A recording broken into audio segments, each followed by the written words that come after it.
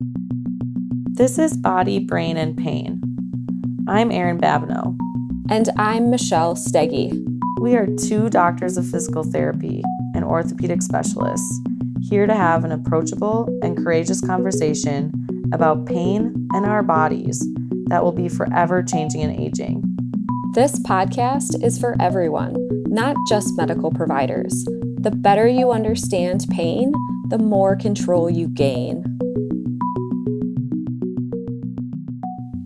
Welcome back, everyone. Today, Erin and I are going to cover another topic contributing to the pain epidemic in our world, and that topic is medical imaging, particularly in the musculoskeletal world. So we've all likely heard a story of someone having an X-ray or an MRI, and then when the doctor was reviewing that image with them, they said, "Oh man, you've got the spine of an 80-year-old," or "This is the worst knee I've seen. I can't believe you're not in more pain."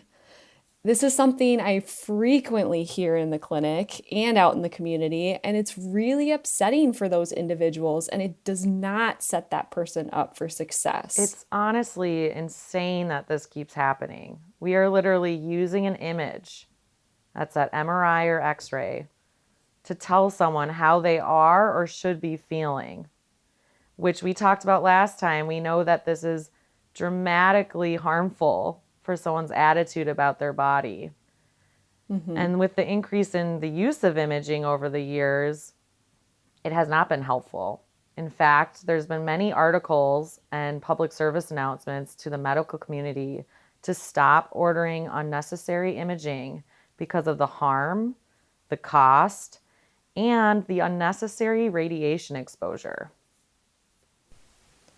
Yeah, so those X-rays are exposing you, as well as CT scans are exposing you to radiation. And so anytime someone is having an X-ray of their low back or their lumbar spine, that image is equivalent to 6 months of natural background radiation, which is just referring to the radiation that we're just generally exposed to for living. So in the atmosphere, radon in your house, all of that. So that one image is comparable to 6 months of that normal radiation we're exposed to. Wow. That is a lot. Mm-hmm. And that's an X-ray. CT scans actually have substantially more exposure. Yeah. And so with the MRIs, no, you're not being exposed to radiation, but a typical MRI costs someone between $2,000 and $3,000. Yeah. That is a lot for something that might necessarily be needed for your care. Right. So it's this cost benefit conversation with imaging. So is that exposure or is that cost necessary for the benefit?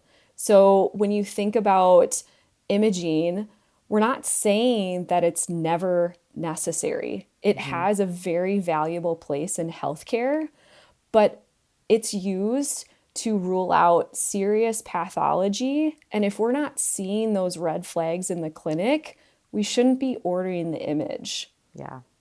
So yes, in the cases of determining or ruling out cancer or neurological concerns, the benefits of that radiation exposure and getting that image are worth it because these are, life-threatening conditions. Mm-hmm. So in those cases, it is important to have that image. But a lot of times, if someone's having non-specific low back pain, we've ruled out red flags, we don't need to get that image right away. Absolutely. The other example, even if they're negative red flags, but they have severe pain or severe loss of function and they've tried a month or so of some conservative care, physical therapy, and we're not seeing changes. Like I said, we are not anti-further intervention or anti-medical care or medical imaging. But that would be another moment of, okay, let's check in with your orthopedist or whoever we're recommending to obviously get you a team of physicians and PTs on board. So yes, cost-benefit conversation for sure. Mm-hmm. Yeah. We really want to normalize some of these stats too. So we did some of this last time with some of those low back stats, but We have numerous studies that have been done throughout different areas of the body that show some of these normal changes on imaging in asymptomatic individuals throughout their lifespan, meaning they do not have any pain or loss of function. These people are just normal humans living. And a lot of the findings that we see is we call them, we used this again before, wrinkles on the inside. We love it. And we do often see more changes as we continue to live throughout our life. And we are living a little longer. There's more of us in the world, so we're seeing them more often, which is, again, very normal. One of those items is disc bulges. So people in their 20s, there's actually 30% of people that have a disc bulge with no symptoms. Mm-hmm. People in their 30s, they have 40% have a disc bulge. People in their 40s, 50% have a disc bulge. And again, these are all asymptomatic. By age 50, we have about 60% of people with one. Age 70, 77%, 80, 85% have a disc bulge and have no symptoms. Pretty That's crazy. powerful. That's powerful information. Yeah.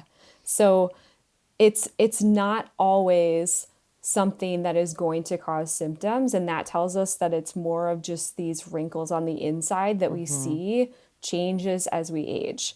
Another one that is commonly reported on imaging is degenerative disc disease or disc degeneration. And just as a side note, we have to remind people degenerative disc disease is not a disease. It Stop is a calling it that. it is a normal part of aging that we see across the board. So this same study that Erin has referenced also looks at how the rates of disc degeneration in people that do not have pain. And starting at age 30, 52% of these people showed disc degeneration. At the decades of at age 40, it was 68%. In their 50s, 80% showed disc degeneration. In their 60s, 88% of people showed disc degeneration, and in their 70s, 93%. So that is a very clear example that disc degeneration is a normal part of aging. It doesn't mean that you're going to have pain. Absolutely. Absolutely. And we see that in other areas of the body too. So rotator cuff tears, that's another thing that we'll see. Imaging will show a rotator cuff tear in people that do not have pain. So there was a study showed the incidence of rotator cuff tears increases with age and are present in 50% of asymptomatic subjects by age 70. Yeah. Pretty crazy. Even knees, we see normal degeneration in knees, and that includes meniscal pathology, cartilage injuries, osteoarthritis. And we know that when we did MRIs of pain-free people, 25 to 50% of these people had some sort of degeneration in their knee. This was Mm-hmm. another study we'll list in the references. An MRI scan of 35% of collegiate basketball players with no knee pain have significant abnormalities in their knee. And they're playing So college basketball. right. Yeah. So we're seeing this at younger ages. We're seeing this increase with age. And again, it's not to say that these things never cause pain Mm-hmm. because there's cases where you will see findings on imaging correlate with a person's symptoms. But the point being is that just because you're seeing that on an image doesn't mean that it's going to cause pain, and it doesn't mean that you're going to have pain for the rest of your life. Absolutely. So, Erin, why don't you give us an example in the clinic of a time where an image was not helpful but and was actually harmful? Yeah, I think that this is a great example back to, you know, we're treating humans, we're not treating images. And I was seeing someone, and man, it's so common right now um, for back pain. So, no crazy incident, just started to have some back pain. The biggest thing, honestly, is that they started working from home. So they were doing a lot more sitting. And most of their pain was correlated when they were sitting. So, of course, we're doing a good clinical exam, seeing what their aggravators are, what things help ease the pain. We got them going on some really good mobility, doing some awesome manual therapy with some joint mobilizations, manipulations. And within a month, they were dramatically better. Maybe having a few instances of back pain when they sat too long, 2 hours plus, but doing a lot better. And they went in for their normal primary care provider annual visit, which I highly recommend. Keep doing that preventative care. It's covered fully by insurance. But they went in once a year and they mentioned their low back pain to their provider. And this provider decided, oh, let's just get an image. Like, let's do it. Even though, again, things were feeling better, they were doing great. And of course, findings on the image. This person was in their 50s. So what did we find? Some some normal, disc herniations, bulges, some degenerative disc disease. Man, like we like to call them, wrinkles. And this person came in that next week, was in dramatically more pain and tears, was saying their body was broken. And we were starting from kind of back to where we started. And this is such a great example of a harmful moment of imaging. Luckily we had a really good conversation. And a lot of times if I know the image is happening, regardless, I'll say, hey, they're going to find a lot of stuff that's been there for a long time. Because just like wrinkles that happen on our skin, that's not overnight. You don't just wake up with wrinkles. It's a progressive process. So we talked a lot about that of like, hey, you've had that for a long time, probably a decade plus. And so what's changed is the information you just got. Right. You got some fear put in your brain. And so let's get back to how well you were doing a week ago. And it was great. I mean, they really, deep breath, deep exhale. By the end of the session, they're feeling so much better. And they even were like, Erin, this was crazy. Like, wow. And we had this conversation of when do we get an image? Was that helpful? And it was a good learning moment. So absolutely. Again, I always challenge patients, when they want an image, why? Is it going to change their outcome of care, their plan of care? We are not anti-imaging. We are not anti-further intervention, but it usually has to mean it's bringing about a change in their plan or ruling out something really scary. Yep, exactly.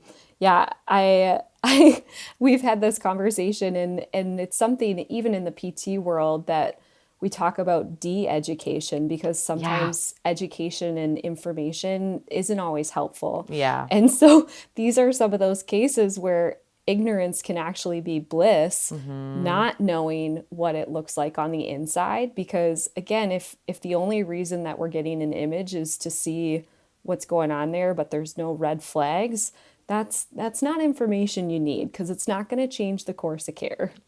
Absolutely. Yeah. And like you mentioned, Erin, having that conversation ahead of time is something I always try to do. If I hear that someone's going to have an image, I say, okay, just so you know, they're probably going to see something. Yeah. But it doesn't mean that we have to do something about it because we're treating you and we're treating your clinical exam, and that's the important stuff. Especially if they've had positive changes. Again, like, exactly. And we're all about a team approach to management. Don't get me wrong. But again, I always challenge them, like, when we are doing this, what are those next steps then? Right. And I always joke because the white elephant in my room is the inevitable that our bodies are going through a passage of time and aging. And I wish that healthcare choices definitely were more straightforward, right? But that's why we're doing this podcast because, like you said, images can add more frustration in this already really confusing world.